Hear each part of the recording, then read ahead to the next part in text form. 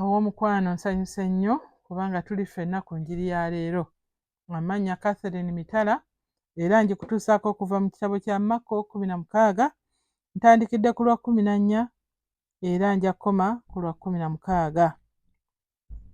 Agamba bw'ati: oluvannyuma n'alabikira 11 nga batudde ku mmere n'abanenya olw'obutakkiriza n'obukakanyavu bw'emitima gyabwe, kubanga tebakkiriza abaamulaba nga amaze okuzuukira. N'abagamba nti, mugende mu nsi zonna mubuulire enjiri eri ebitonde byonna.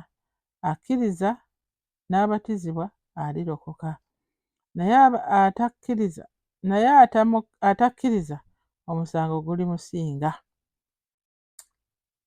Nnyiriri nsomye leero ntono, naye bino byabaawo Mukama waffe ng'amaze okuzuukira.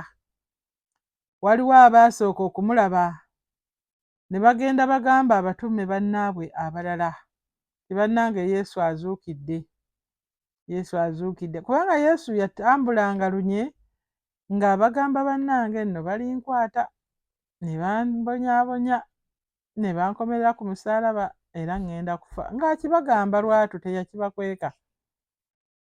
Naye abantu bano tebaabitegeera bambi, kubanga baali baagala nnyo Mukama waffe nga tebayinza kukkiriza nti asobola okufa.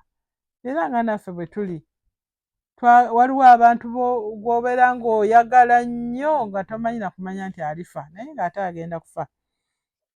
Naye ebyo byonna bwe byaggwa ng'abatume batudde ku mmere balya, bano babagamba bannange twamulabye, nga bali bagamba mutwale eri temutulimba, n'abalabikira. Baali 11 kubanga mujjukire olwo Yuda amaze okwetuga afudde. Baali batudde ku mmere n'abanenya n'abagamba, n'abanenya olw'obutakkiriza n'obukakanyavu obw'emitima gyabwe, kubanga tebakkiriza. Bannaabwe babagamba azuukidde nga bo tebakkiriza. Yabanenya. Bulijjo Mukama waffe atunenya olw'obutakkiriza era atunenya olw'obukakanyavu bw'emitima gyaffe. Ebintu bino ebibiri kambyogereko. Obutakkiriza, bano bo tebakkiriza nti Yesu azuukidde, naye abalala tebakkiriza nti Yesu mwana wa Katonda. Temutulimba, naffe tuli bantu bakulu, naffe twasoma ssayansi, naffe bannange tubitegeera. Yesu si mwana wa Katonda. Yesu yali mwana wa Yusufu era ne Maliyamu, era yali nga ffe abantu ffenna abalala. Obutakkiriza obwo Yesu abunenya.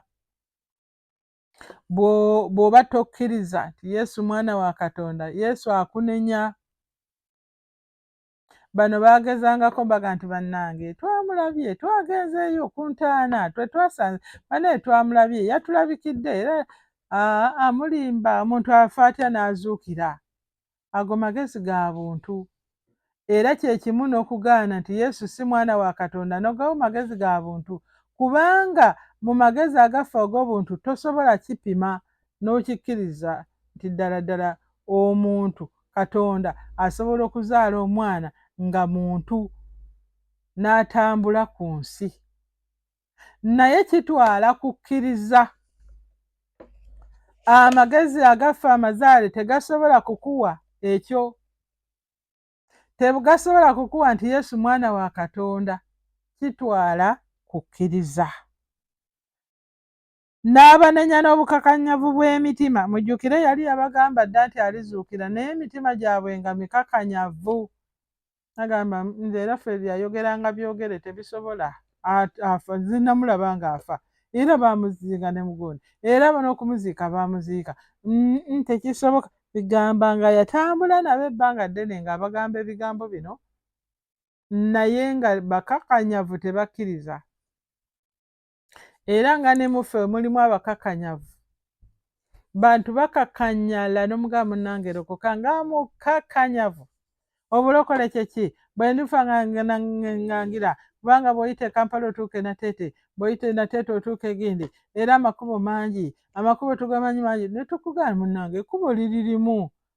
Nedda, era kakati mmwe bwe muba mwakkiririzeeyo naffe eno gye tukkiriza. Bannange waliwo obukakanyavu mu mitima gy'abantu.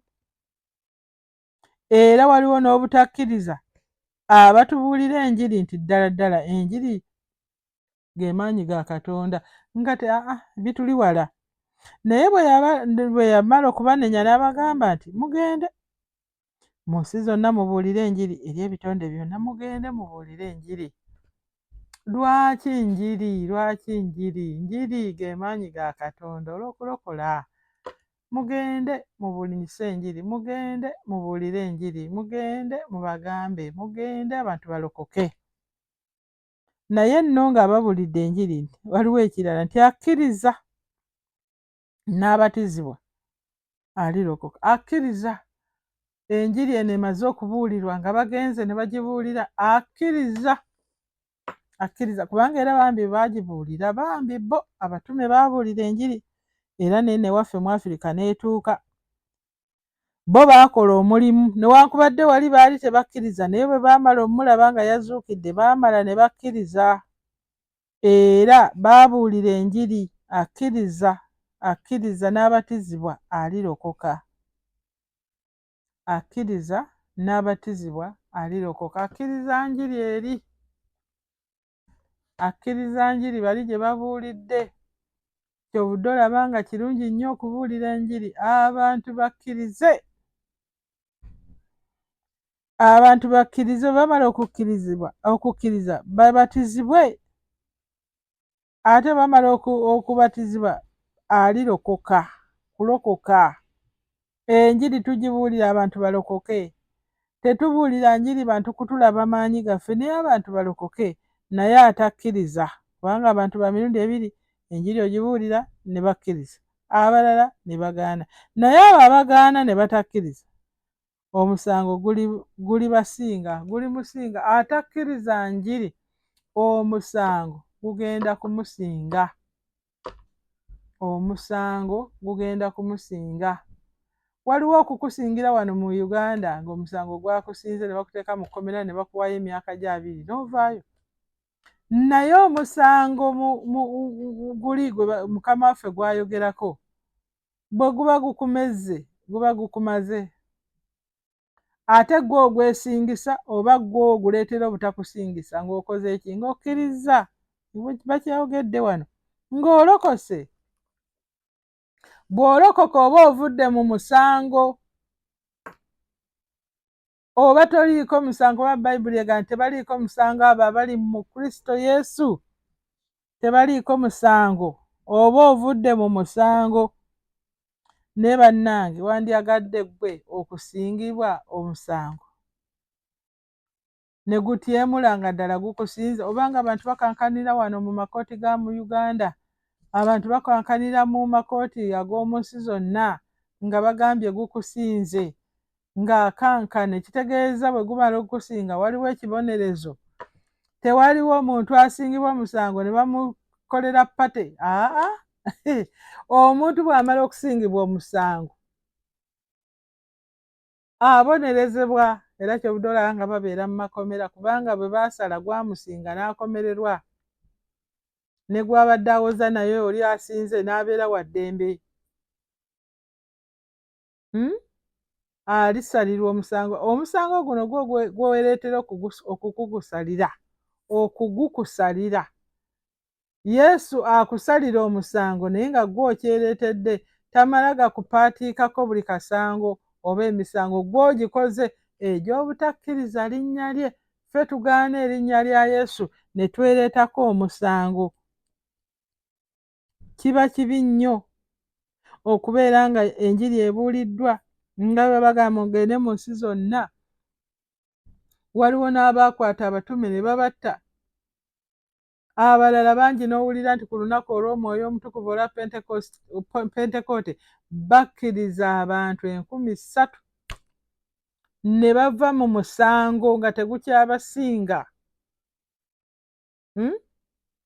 Ne bannange lwaki wandyagadde omusango okusinga? Kubanga ŋŋamba nti wandyagadde kubanga ekkubo ery'okutasingibwa musango weeriri kukkiriza Yesu n'olokoka.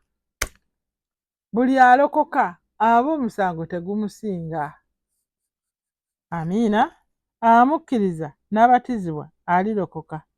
naye atamukkiriza omusango guli musinga, gwe weesalirawo wekka n'ogamba nti gunsiize oba nti kagunsinge. Naye nno munnange ogamba kagunsinge ng'ekibonerezo nno ky'amaanyi. Ekibonerezo geyeena, ekibonerezo muliro ogutazikira, ekibonerezo kulumwa bugigi, ekibonerezo toliraba Katonda, oliraba geyeena. Mu geyeena omulibeera buli muntu yenna alifa nga talokose. Omuliro gye gweserera eyo gye gubumbugi. Nze ntya omuliro, ntya nnyo nnyo nnyo omuliro, era omuliro kale mulungi tugufumbako, naye omuliro baguyita namuzisa, guzisa. Lwaki ogenda mu kuzikirira bannange nga waliwo Yesu, nga waliwo akubuulidde enjiri n'agamba lokoka? Waliwo akubuulidde enjiri, waliwo akwetalirako, omukyala we akwetalirako buli kaseera, baganda bo bakubira essimu, leero nno nakkubira n'oli nakkubira, nga naye bakugamba baaba lokoka. Ogaanye okulokoka, ogaanye Yesu, osembezza omusango mu kifuba kyo. Buli lw'ogaana Mukama waffe Yesu oba owambaatidde omuliro mu kifuba kyo. Nze kankikubuulire misana, oba osembezza okuzikirira mu kifuba kyo, teri kirala. Ate kambabuulire, teriiyo kifo kya wakati awo nti bano baali awo nga banaatera okukkiriza kababeere wano, nedda. Waliwo abakkiriza abagenda okusikira obulamu obutaggwaawo, waliwo abagenda mu kuzikirira, abo be baagaana okulokoka. Bifo bibiri byokka.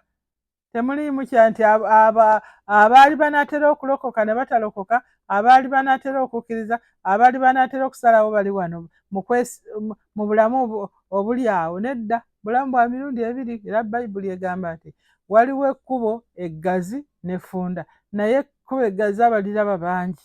Lwaki oyagala okubeera mu bangi naye nga bagenda kuzikirira?